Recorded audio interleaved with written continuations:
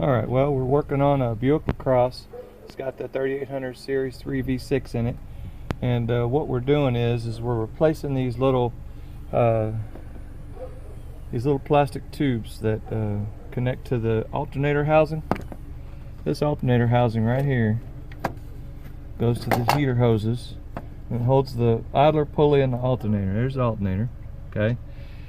Now it's got a couple 3 bolts in it. There's the 3 bolts right there. Okay, you just take them 3 out. Comes off pretty easy because all those little doodads are all busted up like that, leaking everywhere. And to get those little ends out, because they always break off in there, you just push in on one side. Let's see if it'll stay. No, it won't stay.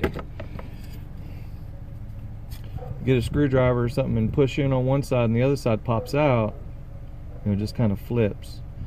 You want to be careful with this and not scratch the inside of there with a pick or a screwdriver or something, because it has an O-ring that's going to go in there and needs to go back the way it was. So that's what it looks like after you get it out. Now I've stuck a Scotch-Brite in there and cleaned it a little bit, and it still has some debris.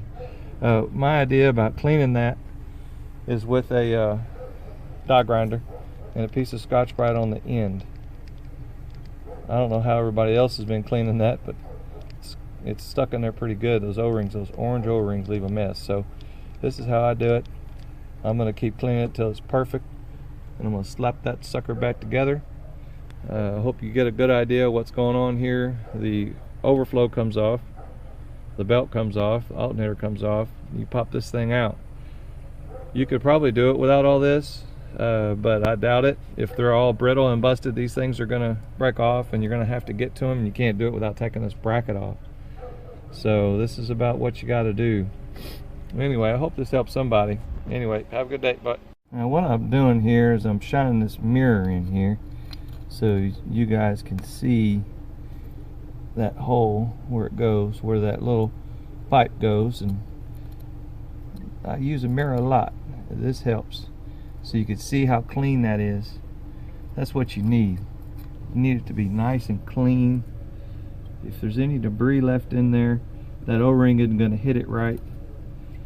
Okay, there's still some in there. I'm going to get it. I want to get it clean, make it look brand new. I think I got these looking pretty good. That one's looking pretty good. Just going to wash it a little bit. There's another one. Where's that other one at? There it is. Yep, got them all looking pretty decent. Mess with a little more, but that's what you need. You need to look clean. Now these are the replacement tubes for that bypass tube. I got these from O'Reilly. These are aluminum, which doesn't matter to me if it's aluminum or plastic.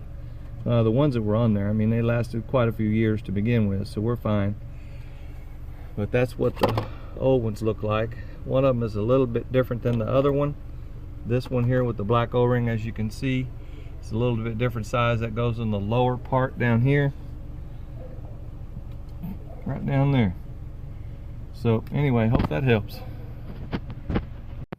Okay, last but not least is the belt routing. I don't know if everybody can see this or not.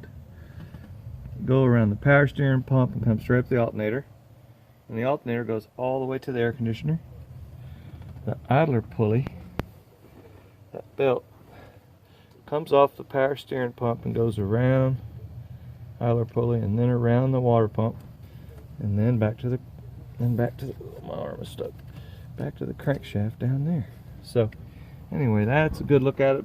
This particular car doesn't have the picture, so I would put that picture on there if I had it. All right.